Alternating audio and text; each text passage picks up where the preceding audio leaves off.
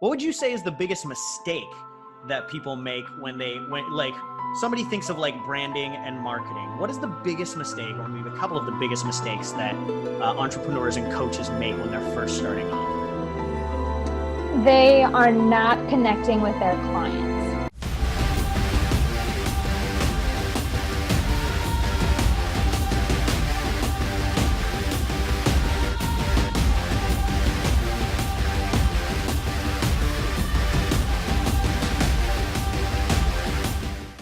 All right. Hey, how's it going?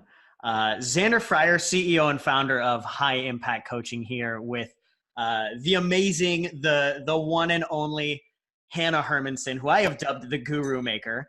So Hanna, really excited to have you on our High Impact Coaching Live here. So for those of you guys who don't know, Hanna is actually one of our lead success coach here at High Impact Coaching.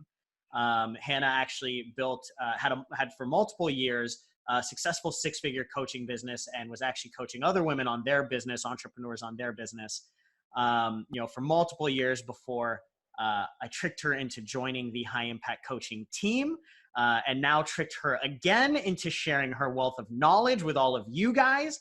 So super, super successful to have Hanna on board. Today, we're going to be talking about the truth about branding and marketing your coaching business. So Hanna, welcome to the party. Thanks for joining. Oh, it's so fun to be over here in 2.0. Yeah, absolutely. So for those of you guys who don't know, like I mentioned, Hanna had a six-figure business for multiple years. She's coached, dozens, even hundreds of entrepreneurs and actually coaches to help build their businesses. She's a contributing writer for Forbes. She has her own podcast. She's an internationally renowned speaker. So really excited to kind of just pick your brain for everybody and drop some wisdom nuggets here. But Hanna, before we dig into all that and what we can do to really help all of the coaches in High Impact Coaching, get their businesses up and running, learn everything that they need to around branding and marketing. Before we do that, I'd love for everybody to just kind of hear your story, why you became a coach, and kind of what led you down that path. Yeah. So I think two things helped me become a coach. One was necessity, and two was naivete. So my real job, the perfect combination of things, right? Yeah. Yes. So my real job was academic advising. I worked for the University of Wisconsin as an academic advisor, and quickly realized I could not sit in a cubicle and repeat myself every half an hour to the same students coming through with this vision of a 4-year plan, giving them everything and more they would ever want in life, and me being like, maybe biology, maybe sociology, and it was just so unaligned with me, because I knew there had to be more people could be doing. I wasn't doing it, but I was following them on Instagram and I was listening to their podcasts. And so when I needed to break free from the cubicle, I actually decided to become a yoga teacher. And so I would play hooky and go teach yoga at noon after I got certified and after work. And at a yoga class, I met someone who was bringing yoga and education together in a startup. And I thought, that sounds like something that's pretty dreamy. I have the education background. Now I can do yoga. Let's go in on that. So I helped found a startup in Madison, Wisconsin that teaches school teachers how to use yoga and mindfulness in their classrooms. And we grew fast, and I learned a lot about the entrepreneurial lifestyle and startup life, and so fast that in the first month, they took me on full time, and they said, we want you to go to the San Francisco Bay Area and help us grow out in the Bay. And I was like, great, I'll pack up my entire life. I've never lived anywhere but small town Wisconsin. Everyone I know is right here. But I'll do that for you guys. That sounds like naivete. Okay. So first hint, maybe. So I go out to San Francisco with my 5 bags, no real plan, just thinking we're going to keep growing this startup. And 5 weeks after I landed in one of the most expensive cities in the world. I was going to say, did you realize that your 5 bags weren't going to fit in your tiny room? Oh, right. Yeah. Well, I couldn't afford to ship more stuff or check more stuff because I had to pay rent in this, little crap hole on Folsom Street in San Francisco. They informed me that the board did not approve my position and I no longer had a job. No And way. so this is where the necessity comes Yeah. in. Yeah. I was on such this high of entrepreneurship, and I felt like I was making real contributions in the lives of these teachers. Yoga is really meaningful to me. And here I was just on a pile of bags, these 5 bags, without anything, the rug totally pulled out from underneath me. But it was my golden year. So my birthday is November 25th. I turned 25 and I was like, okay, I'm going to give myself a year to figure this California dream life vision out for myself. I refused to tell anyone what was actually happening. Everyone in Wisconsin thought I was still like teaching yoga, doing great. But I was holed up in this tiny apartment doing all sorts of research, signing up for certifications. I had already had a life coaching piece, but I wanted to then become, a business coach. And then I wanted to become really good at copywriting. And then I took all of these courses and I would just sit in the apartment. I did have a boyfriend, now fiance, there in San Francisco, and he's a school teacher. And I remember I would be still in bed in my pajamas. He would come back from teaching school and be like, so what did you do all day? And I'd be like, well, I learned how to do this hashtag thing. And like, I think I'm gonna start a Facebook group. And I talked to this girl about her business. And he'd be like, so what did you do all day?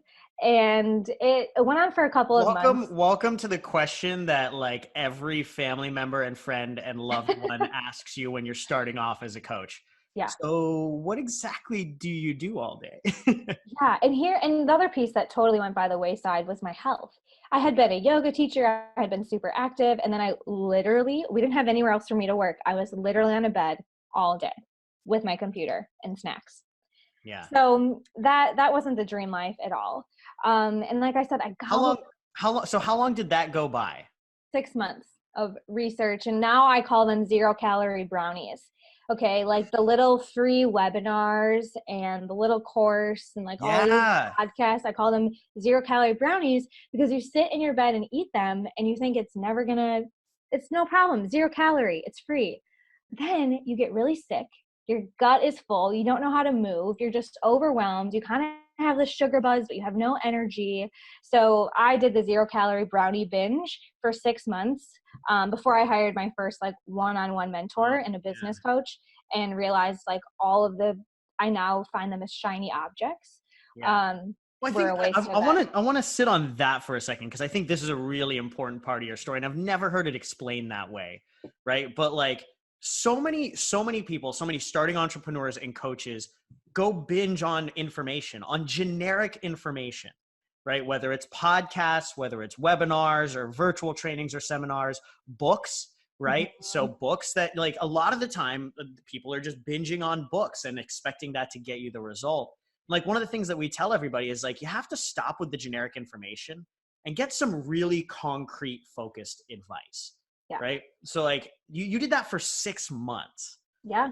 What's going through your mind at this point of 6 months of 0-calorie brownies and you're now bloated and yeah.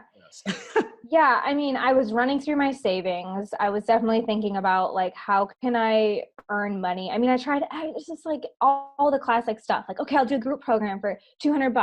That'll get me $1,000 this month to like pay rent or my part of rent. And like, then that wouldn't work. And then it was like, I was pretty committed to not going back to a cubicle, but I did take up side jobs. Like I worked at the gym again for like 4 a.m. and like, but I remember just feeling like, if I don't figure this out, what was this all for? Yeah. And the more days that went by, the more it was like, man, I'm digging this deep hole and I better find something soon. Because like I said, running through savings, defending myself to my then boyfriend and trying to tell my family I was totally good and fine, when really like, man, if I don't make something of this debt and this time, what is it all for? That's the stuff that would keep me up at night. I remember the moment like after I quit and about like it was 3 months, a little under 3 months into me building my business, and I'd still not made a penny. And at this point, I'd probably spent like 25 grand ish on like different stuff. And I remember going home for like, I think I was home for Thanksgiving or something like that. Thanksgiving or Christmas. My whole family just asking me, how's everything going? How's everything doing? And I'm just like, great.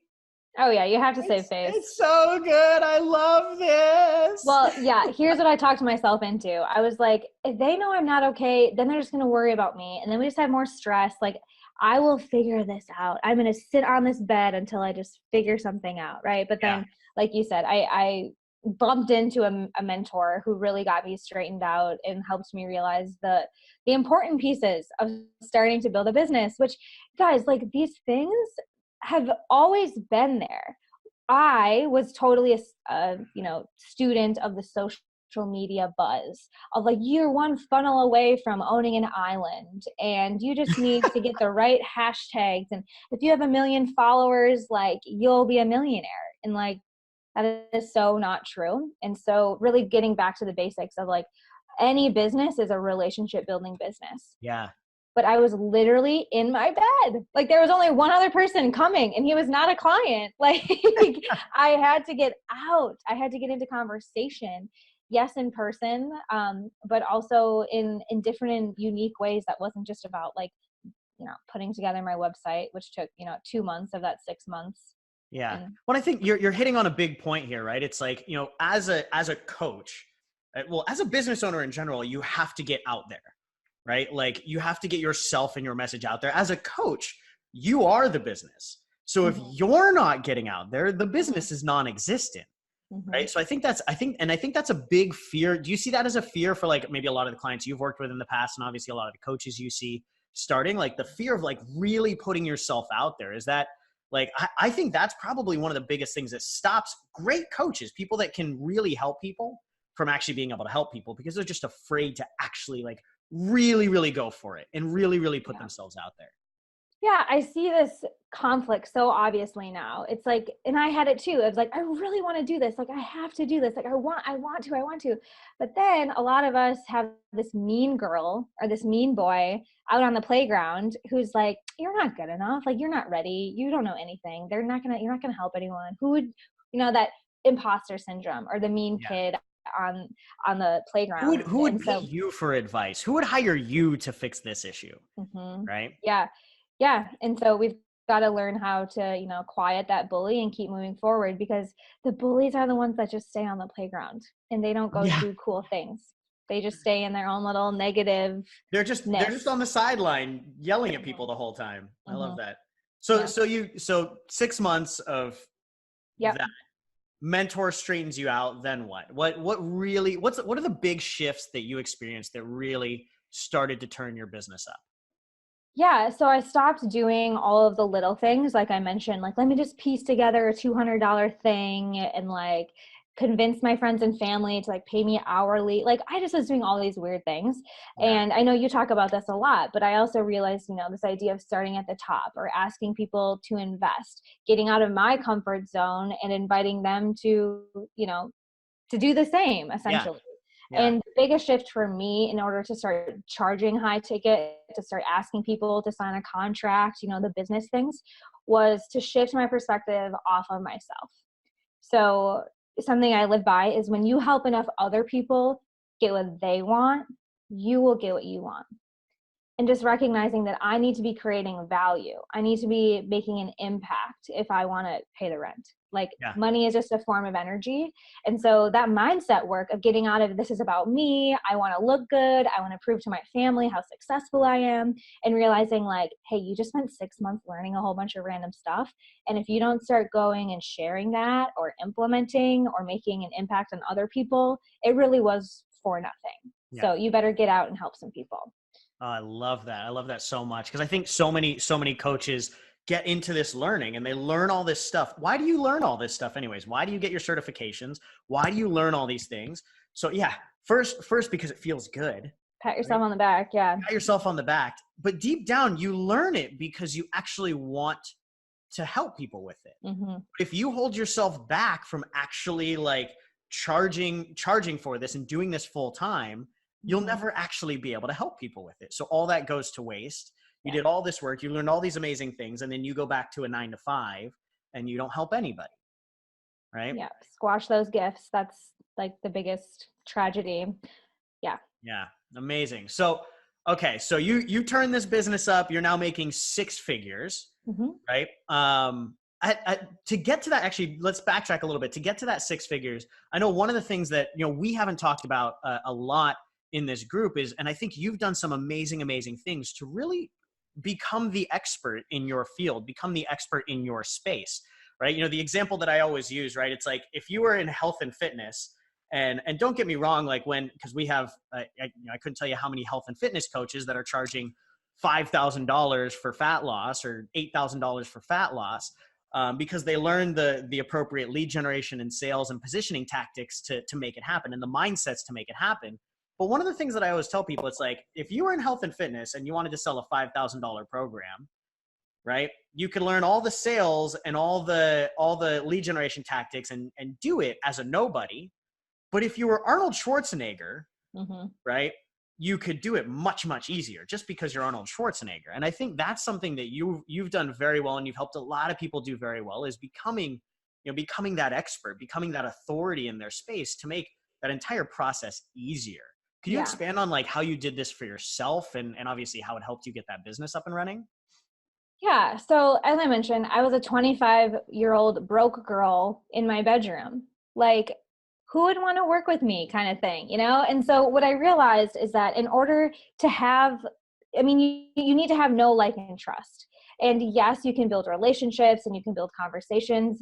And that's a long and intensive game, which is an important piece of any business. Like you talk about, like, organic lead generation, nurturing relationships. Absolutely.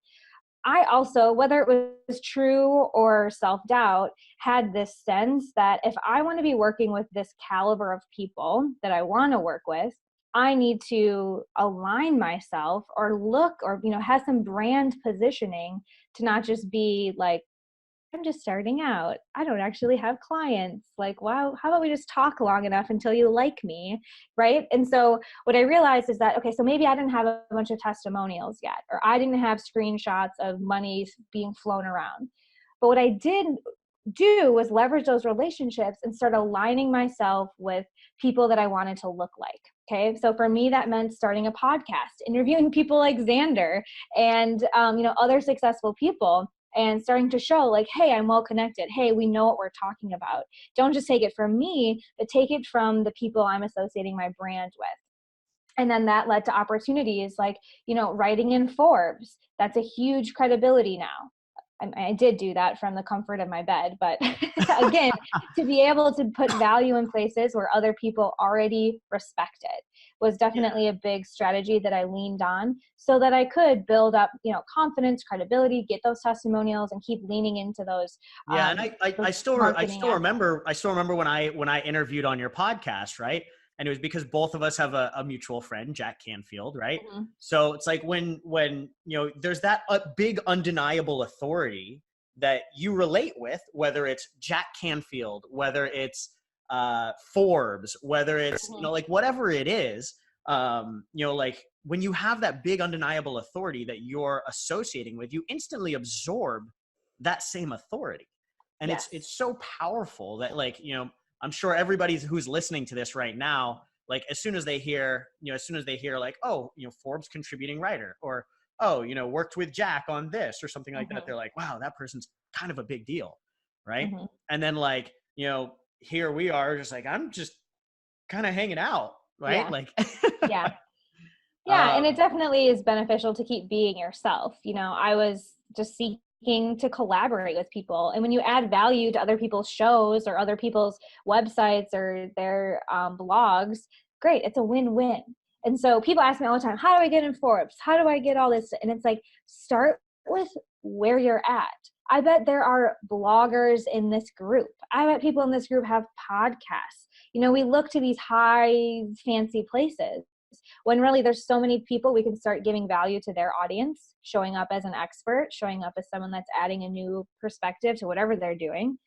And then suddenly, great, you've been featured on podcasts, you've been a guest contributor. That's the starting point. And I think I love what you're saying there too, is like leverage those starting points of podcasts or guest blogs on smaller stages, because the truth is you don't want to blow your shot on the big stage, right? So it's like, I think a lot of, and I had this conversation with Craig because, one of my mentors, Craig Valentine, because he talked about like, before he told his story, on like the really big podcast, because he's obviously got a massive network of some of the biggest podcasters in the world, like the Tim Ferriss show and Joel Marion and Lewis Howes, like all these guys are his friends, so he can be on all these podcasts whenever he wants. But he's like, I didn't just show up to those podcasts and tell my story. He's like, I told my story 100 times on a bunch of podcasts that frankly nobody listens to really hone in that story, so that when I shared it on Tim Ferriss podcast, it really connects, right? So that it's actually done really well. And it's the same thing. It's the same thing if you're looking to get on Forbes or get on these higher level podcasts or get on these magazines. You better have your story and your message really honed in by then, because if you don't, you're going to get your shot and you're going to blow it. Yeah. So yeah. It's really important. I really hope people are hearing, like, start with what you have and where you're at. Just the same thing of like just as it is for branding and positioning, the same is true of lead generation and any kind of marketing. Like, you have got to start with the resources you have and get really good at those conversations, those relationships, telling your story before you go and blow up a funnel or, all these things that I was sitting on my computer. Are you trying to tell me right now that you can't just build a funnel and then all of a sudden millions of dollars just end up in your bank account for no reason? Oh, that took decades for the one dude to do that, So, and like all this stuff, like I had all these pieces in place those 6 months. Like I had a website, I had a funnel, I had a landing page, and I had to throw it all away once I started working with people, because it wasn't what they needed. And then I realized this is why that program didn't sell, because it wasn't resonating with anyone. It's what I had fun making, but there was no market fit. There was no need that real people were going to, benefit from what I was Can I just having repeat fun what you just doing. said? You just said I had to throw this all away because this was what I had fun making, but there was no market need and no business need for it. Like, that may be, if anybody's paying attention right now, that may be the single golden nugget for why you are not successful in your coaching business right now. And I think that's a really hard nugget of knowledge to hear, is that like most coaches make a program or a business out of what they have fun making, but that's not how business works. Business has to start with a market need, like you just mentioned. So I think that may be, if anybody's like actually like going to implement what you just said, that might actually save their entire business right now. This is all great. I think one thing that I would love is for anybody, let's do this for anybody starting. You mentioned like start now when it comes to your branding. Start with where you're at. Start now.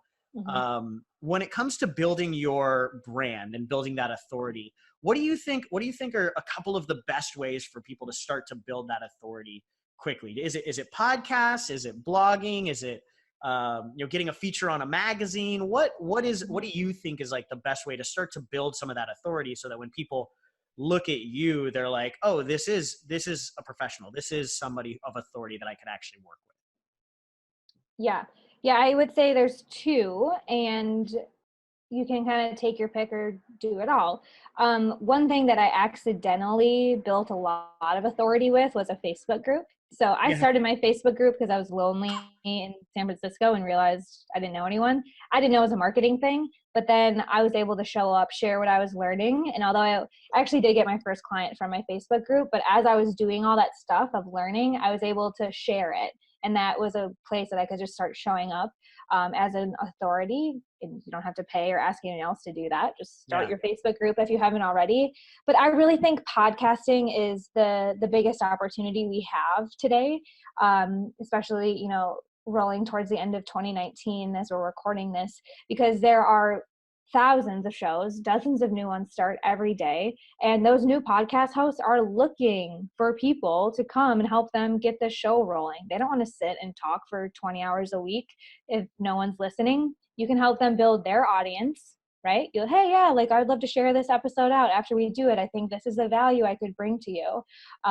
So they're easy to find, and it's a lot less strategic than blogging. So Yeah. the blogging game today, SEO and keywords and, Google finding you, Google crawling, all of that stuff is a lot more time and You're gonna say it sounds like brain power. Sounds like a lot of fun to me. Not me. There are some people, like copywriters, like people like to write. I would rather show up and talk and then transcribe that into a blog later. Yeah. And podcasting really is that quickest, most direct way to beginning practice with that story, with that value. Yeah, I love that. And that's a good point to bring up too as well, right? Because I think some people are talkers like you and I, and some people are writers like not you and I. But each person that's kind of their thing. Like one of my really good buddies, Sean Kemp, one of the best writers in the world. People pay him like $15,000 to write like a 10-minute VSL script, but he's just not a talker. He's the type of person that wants to write it all out and put it in written message.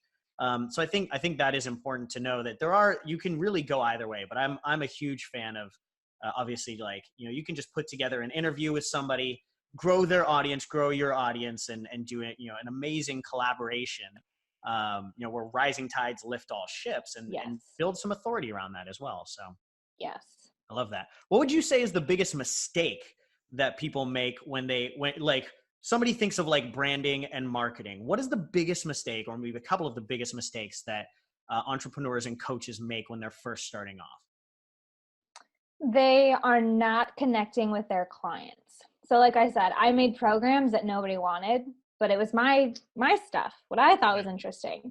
So what I see, and this is something everyone can do daily on whatever you put out, whether it's an Instagram post or an article or an email, right? Because the communication is really how people get to know what your brand is. Your brand is a process. It's a big picture, but the pieces that people can chew on from your brand is your copywriting, what you put out essentially. And so I want everyone listening to this, if they're going to implement a second thing, like to Zander's point, is to put on the sunglasses of your ideal client and then go read some of your stuff. And if you just landed on this website and you have these sunglasses on of your ideal client, like, does it make sense? Is that what you need?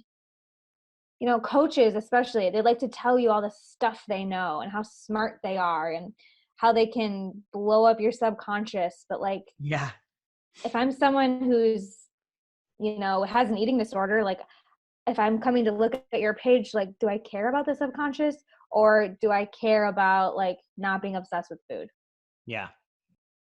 Yeah. I think that's huge. I think, and I'd love to hear your opinion on this because, I think this is another major problem for coaches, but I think a big part of it is the ego. Like you mentioned, like you want to talk about the things you want to talk about.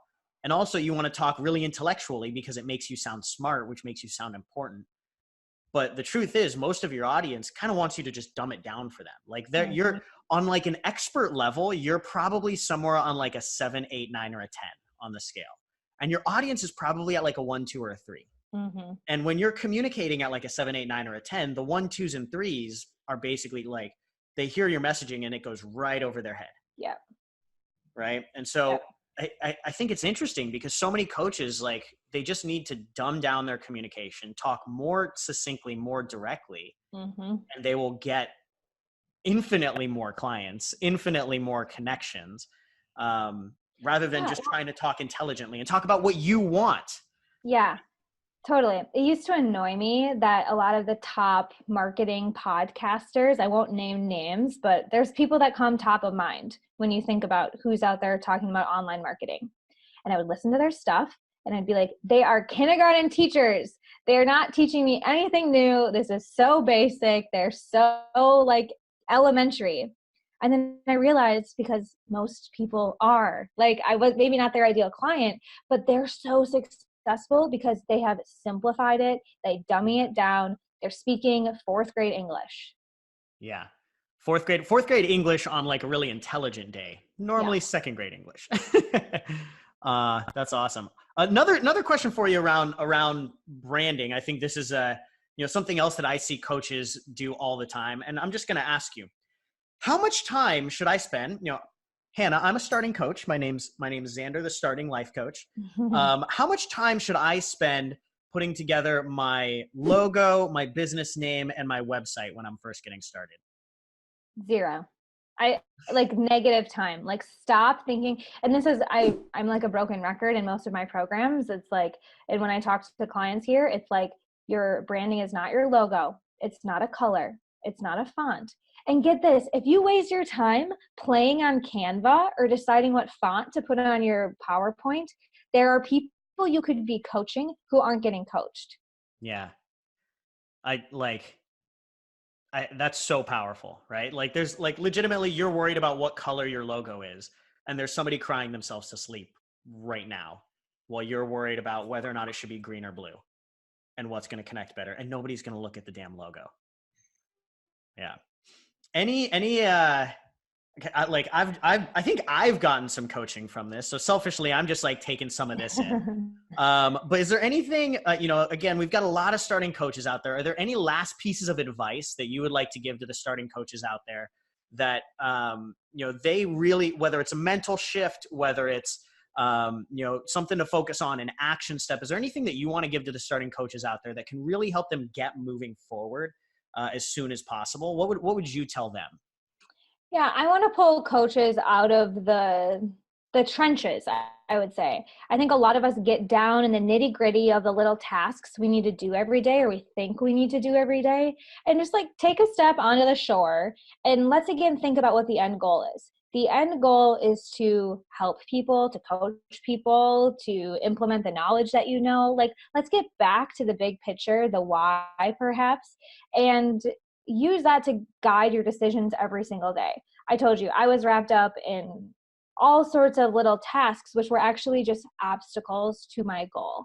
And when I got pulled out of all the things and started realizing like, oh, they're like other people who need my help. Like you just talk to them or, like don't overcomplicate it. So the more that you can simplify in your day-to-day process and ask yourself, like, is this getting me closer to my goal or is it an obstacle? You'll get to that goal more quickly. And it isn't an overnight thing, but the more you can eliminate the excess, the shiny objects, the 0-calorie brownies, the shit that just feels good to you, the faster you're going to get to those goals. I love that. That's so solid. Yeah, it's like when you think of a coaching business, this is funny because we share this in high impact coaching. It's like we literally have three strategic goals in our business, and we get rid of all shiny objects. It's like number 1, client success, help our clients get results. Number 2, enroll clients so that we can help them see results. Number 3, get connected with more people so we can enroll them so we can help them get amazing results. Yep. It's literally, it's so simple when you boil it down. Like so many people just totally overcomplicate it with this hashtag list and I got to do this and I got to do that and I got to do all these little things. But it's like, if it helps your clients get results, if it helps you enroll more of them and it helps you have more conversations with them so you can enroll more of them so you can help more of them, just keep it simple. Yeah. Yeah. I love how you distill that. I think that's great to share what our vision and our pillars are there. Cause most people can find a version of that because those really are the top priorities to growing your coaching business. Beautiful. That's the shit they don't learn you in college and the shit your advisor doesn't shove across the table.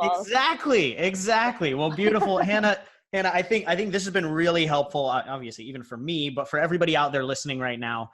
So I just want to thank you for coming on the show. I'm sure we're going to be doing more interviews with you guys. With you, Hannah, in front of you guys, everybody out there listening. But if anybody has any concrete questions that they want Hannah to answer, make sure to send them in to us. I'm sure we'll be doing more interviews with Hannah around coaching, around marketing, around branding, authority building, all of that stuff.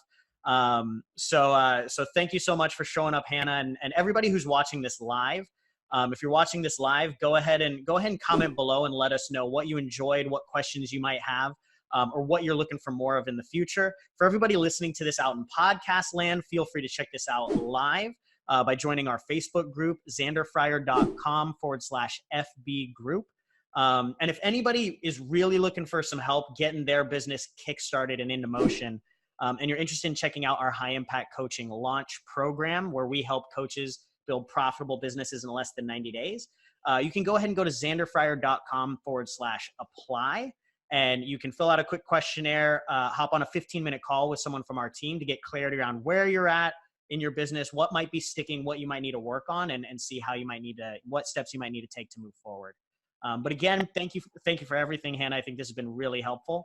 And we'll see you on the next episode. Thanks, Hanna. Thanks.